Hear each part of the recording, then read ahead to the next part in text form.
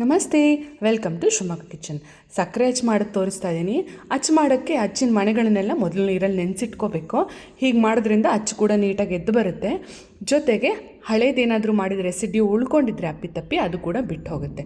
ಅದನ್ನೆಲ್ಲ ನೆನೆಸಿದ್ದನ್ನು ತೆಗೆದು ನೀಟಾಗಿ ನೀರು ಹೋಗೋ ಥರ ಒರೆಸಿ ರಬ್ಬರ್ ಬ್ಯಾಂಡ್ ಹಾಕಿ ತೆಗೆದಿಟ್ಕೊಂಡಿದ್ದೀನಿ. ಈಗ 2 ಕಪ್ ಸಕ್ಕರೆಗೆ ಅರ್ಧ ಕಪ್ ನೀರು ಹಾಕಿ ಅದನ್ನು ಕರಗಿಸ್ಕೊತಾ ಇದ್ದೀನಿ. ಸಕ್ಕರೆ ಕರಗಿದ ತಕ್ಷಣ 1 ಸ್ಪೂನ್ ಹಾಲು ಜೊತೆಗೆ 1 ಸ್ಪೂನ್ ಮೊಸರು ಇದನ್ನು ಹಾಕೋದ್ರಿಂದ ಸಕ್ಕರೆಲಿರೋ ಕಸ ಪೂರ್ತಿ ಮೇಲ್ಗಡೆ ಎದ್ದು ಬರುತ್ತೆ. ಹೀಗೆ ಸಕ್ಕರೆ ಕಸ ಎಲ್ಲ ಎದ್ದು ಬಂದಮೇಲೆ ಅದನ್ನು ಸೋಸ್ಕೋಬೇಕು. ನೀಟಾಗಿ ಸೋಸ್ಕೊಂಡು ಮತ್ತೆ ಅದನ್ನು ಒಲೆ ಮೇಲಿಟ್ಟು ಮತ್ತೆ ಮಗಚಬೇಕು. ಮಗಚ್ತಾ ಇರಬೇಕಾದ್ರೆ ಪಾಕ ಎದ್ದು ಬರುತ್ತೆ, ಗೆಜ್ಜೆ ಪಾಕ ಅಂತ ಹೇಳ್ತಾರೆ. ಆ ಥರ ಗೆಜ್ಜೆ ಪಾಕ ಬರಬೇಕು. ಆ ಪಾಕನ ನಾವು ಕೈಯಲ್ಲಿ ಹೀಗೆ ಎತ್ತು ನೋಡಿದ್ರೆ ಆ ನೊರೆ ಬಂದಿರುತ್ತಲ್ಲ, ಅದು 2 ಸೆಕೆಂಡ್ ಆದರೂ ಆ ಸ್ಪೂನಲ್ಲಿ ಹೋಲ್ಡ್ ಮಾಡಬೇಕು. ಹಾಗೆ ಹೋಲ್ಡ್ ಮಾಡಿದೆ ಅಂದರೆ ಪಾಕ ಆಗಿದೆ ಅಂತ ಅರ್ಥ. ಆ ಆಗಿರೋ ಪಾಕನ ಚೆನ್ನಾಗಿ ಹೀಗೆ ತಿಕ್ಕಿ ನೋಡಿ, ಕಲರ್ ಚೇಂಜ್ ಆಗುತ್ತೆ. ತಿಕ್ಕಿ ಚೆನ್ನಾಗಿ ಆಮೇಲೆ ನಾವು ಇಟ್ಕೊಂಡಿರೋ ಮೌಲ್ಡ್ಗಳಿಗೆ ಹಾಕಬೇಕು. ಅಕಸ್ಮಾತ್ ಈಗ ಅಚ್ಚಿನ ಮಣೆ ಸಿಗೋಲ್ಲ, ಕಷ್ಟ.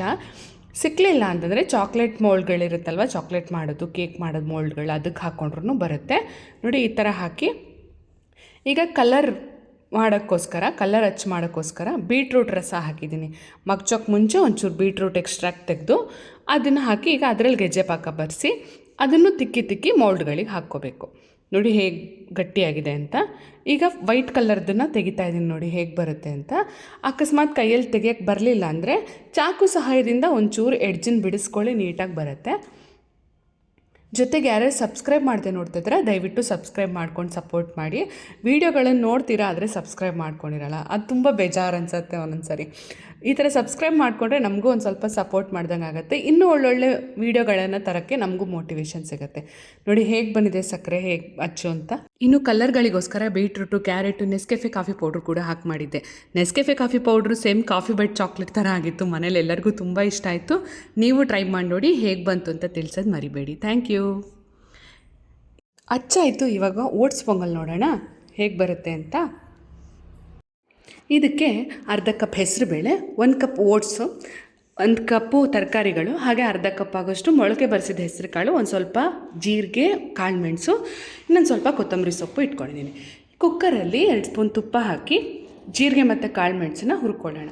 ಇದಕ್ಕೆ ಅಳತೆ ಇಲ್ಲ, ನಿಮಗೆ ಎಷ್ಟು ಖಾರ ಬೇಕು ಅನ್ಸುತ್ತೋ ಅಷ್ಟನ್ನು ಹಾಕ್ಕೊಳ್ಳಿ. ಅದಕ್ಕೀಗ ಅರ್ಧ ಕಪ್ ಹೆಸರುಬೇಳೆ ಹಾಕ್ತಾಯಿದ್ದೀನಿ. ಹೆಸರುಬೇಳೆ ಚೆನ್ನಾಗಿ ಹುರ್ಕೊಬೇಕು. ಹುರಿದು ಅದ್ರದ್ದು ಹಸಿ ವಾಸನೆ ಹೋಗಿ ಘಮ ಅಂದು ಆ ಹೆಸರುಬೇಳೆ ಟೆಕ್ಸ್ಚರ್ ಚೇಂಜ್ ಆಗಬೇಕು. ಅಲ್ಲಿ ತನಕ ಚೆನ್ನಾಗಿ ಹುರ್ಕೊಳ್ಳಿ. ತೊಳೆದಿಟ್ಕೊಂಡಿದ್ದೀನಿ ನಾನು. ಈಗ ಆ ಹುರಿದಿರೋ ಹೆಸರುಬೇಳೆಗೆ 1 ಕಪ್ ಆಗೋಷ್ಟು ಓಟ್ಸ್ ಹಾಕ್ತಾಯಿದ್ದೀನಿ. ಇಲ್ಲಿ ನಾನು ಸ್ಟೀಲ್ ಕಟ್ ಓಟ್ಸ್ ಅಂತ ಬರುತ್ತೆ, ಅದನ್ನು ತೊಗೊಂಡಿದ್ದೀನಿ. ಜೊತೆಗೆ ಅರ್ಧ ಕಪ್ಪು ಮೊಳಕೆ ಬರಿಸಿದ ಹೆಸರು ಕಾಳು. ಇದನ್ನು ಚೆನ್ನಾಗಿ ಓಟ್ಸನ್ನು ಕೂಡ ಚೆನ್ನಾಗಿ ಹುರ್ಕೋಬೇಕು. ಚೆನ್ನಾಗಿ ಹುರಿದು ಮಾಡೋದ್ರಿಂದ ಬೇಯೋಕ್ಕೆ ಅದು ಈಸಿ ಆಗುತ್ತೆ. ಅದಕ್ಕೀಗ ಮೊಳಕೆ ಬರಿಸಿದ ಅರ್ಧ ಕಪ್ ಹೆಸರು ಕಾಳು, ತರಕಾರಿಗಳು ಏನು ಇಷ್ಟಪಡ್ತೀರೋ ಆ ತರಕಾರಿಗಳನ್ನೆಲ್ಲ ಹಾಕ್ಕೋಬಹುದು. ನಾನಿಲ್ಲಿ ಬೀನ್ಸು ಮತ್ತು ಕ್ಯಾರೆಟ್ ತೊಗೊಂಡಿದ್ದೀನಿ. ನೀವು ಹೂಕೋಸು, ಕ್ಯಾರೆಟು, ಬ್ರೋಕಲಿ, ಬೀಟ್ರೂಟು ಏನು ತೊಗೊಳ್ತೀರೋ ಅದು ನಿಮ್ಮ ಚಾಯ್ಸು. ಆ್ಯಂಡ್ ಹೆಸರು ಕಾಳು ಮೊಳಕೆ ಬರೆಸಿರೋದು ಅದು ಆಪ್ಷನಲ್ಲು, ಬೇಕಾದರೆ ಹಾಕ್ಕೊಳ್ಳಿ. ನಾನು ಇತ್ತು ಹಾಗಾಗಿ ಹಾಕ್ತಾಯಿದ್ದೀನಿ. ಇದಕ್ಕೆ 1.5 ಕಪ್ ಆಗೋಷ್ಟು ದೊಡ್ಡ ನೀರಿನ ಲೋಟದಲ್ಲಿ 1.5 ಕಪ್ ಆಗೋಷ್ಟು ನೀರು ಹಿಡಿಸತ್ತೆ. ಅದನ್ನು ಹಾಕಿ ಕುಕ್ಕರ್ ಮುಚ್ಚಿ 2 ವಿಷಲ್ ಕೂಗಿಸ್ಕೊಂಡ್ರೆ ಪೊಂಗಲ್ ರೆಡಿ ಆಗುತ್ತೆ. ಡಯಟ್ ಮಾಡೋರಿಗೆ ಆ್ಯಂಡ್ ಮಕ್ಕಳಿಗೆ ತುಂಬ ಒಳ್ಳೆಯದಿದು. ಫೈಬರ್ ಕಂಟೆಂಟ್ ಜಾಸ್ತಿ ಇರೋದ್ರಿಂದ ಡೈಜೆಷನಿಗೆ ತುಂಬ ಹೆಲ್ಪ್ ಆಗುತ್ತೆ. ಡಯಟ್ ಮಾಡೋರಿಗೆ, ಪೊಂಗಲ್ಲು ಅನ್ನ ತಿನ್ನಲ್ಲ ಅನ್ನೋರಿಗೆ ಈ ಥರ ಓಟ್ಸ್ ಪೊಂಗಲ್ ಸಂಕ್ರಾಂತಿಗೆ ಮಾಡ್ಕೊಂಡು ತಿಂದು ನೋಡ್ಬೋದು, ಚೆನ್ನಾಗಿ ಬರುತ್ತೆ. ಸ್ಟೀಲ್ ಕಟ್ ಓಟ್ಸ್ ಹಾಕೋದ್ರಿಂದ ಅದು ಗೋಧಿ ಕಡಿ ತಿಂದಂಗೆ ಆಗುತ್ತೆ. ತಿನ್ನೋಕ್ಕೆ ಟೆಕ್ಸ್ಚರ್ ಅದೇ ಥರ ಇರುತ್ತೆ. ನೀವು ಸ್ಟೀಲ್ ಕಟ್ ಓಟ್ಸ್ ಇಲ್ಲ ರೋಲ್ಡ್ ಓಟ್ಸ್ ಮಾಡ್ತೀರಾ ಅನ್ನೋದಾದರೆ ಕುಕ್ಕರೆಲ್ಲ ಕೂಗಿ ಆದ್ರ ಮೇಲೆ ಬೇಳೆ ಮತ್ತು ತರಕಾರಿ 2 ಒಟ್ಟಿಗೆ ಕೂಗಿಸಿ ಅದು ಕೂಗಿ ಆದ್ರ ಮೇಲೆ ಲಾಸ್ಟಿಗೆ ರೋಲ್ಡ್ ಓಟ್ಸ್ನ ತೊಳೆದು ಹಾಕಿ ಕುದಿಸ್ಕೊಳ್ಬೋದು. ಸ್ಟೀಲ್ ಕಟ್ ಓಟ್ಸ್ ಹುರಿದು ಮಾಡೋದ್ರಿಂದ ಸೇಮ್ ಗೋಧಿ ಕಡಿ ಹೇಗೆ ತಿಂದರೆ ಹೇಗಿರುತ್ತೋ ಅದೇ ಥರ ಟೆಕ್ಸ್ಚರ್ ಬರುತ್ತೆ. ಆ್ಯಂಡ್ ಓಟ್ಸ್ನ ಸ್ಮೂತಿ ಅಥವಾ ಓವರ್ನೈಟ್ಸ್ ಓಟ್ಸ್ ಆ ಥರ ತಿಂದು ರೂಢಿ ಇರುತ್ತೆ. ಈ ಥರ ಮಾಡಿ ಟ್ರೈ ಮಾಡಿರಲ್ಲ ಅಂದ್ಕೊತೀನಿ. ಒಂದ್ಸರಿ ಟ್ರೈ ಮಾಡಿ ನೋಡಿ, ಇಷ್ಟ ಆಗುತ್ತೆ. ನಮಗಂತೂ ಎಲ್ಲರಿಗೂ ತುಂಬ ಇಷ್ಟ ಆಯಿತು, ನಿಮಗೂ ಇಷ್ಟ ಆಗುತ್ತೆ ಅಂತ ಅಂದ್ಕೊಂಡಿದ್ದೀನಿ, ಹಾಗಾಗಿ ತೋರಿಸ್ತಾ ಇದ್ದೀನಿ. ಕುಕ್ಕರೆಲ್ಲ ಕೂಗಿ ಆದ್ಮೇಲೆ ಹೆಚ್ಚಿಟ್ಕೊಂಡಿರೋ ಕೊತ್ತಂಬರಿ ಸೊಪ್ಪು ಹಾಕಿ ಮಗ್ಚಿ, ಜೊತೆಗೆ ಮೇಲಿಂದ 1-2 ಹನಿ ನಿಂಬೆ ರಸ. ಇದು ಆಪ್ಷನಲ್ಲು, ನಿಮಗೆ ಟೇಸ್ಟ್ ಇಷ್ಟ ಆಗುತ್ತೆ ಅಂದರೆ ಹಾಕ್ಕೊಳ್ಳಿ.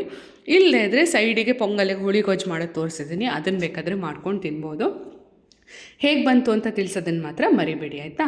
ಹಾಗೆ ಸಬ್ಸ್ಕ್ರೈಬ್ ಮಾಡ್ಕೊಳ್ದೆ ನೋಡ್ತಾ ಇರೋರು ಸಬ್ಸ್ಕ್ರೈಬ್ ಮಾಡೋದನ್ನು ಮರಿಬೇಡಿ. Thank you. ಸಬ್ಸ್ಕ್ರೈಬ್ ಮಾಡದೆ ಹೋಗ್ಬಿಡಿಪ್ಪ, ಆಗಾಗ ಬರ್ತಾ ಇರಿ ನಮ್ಮ ಮನೆಗೆ.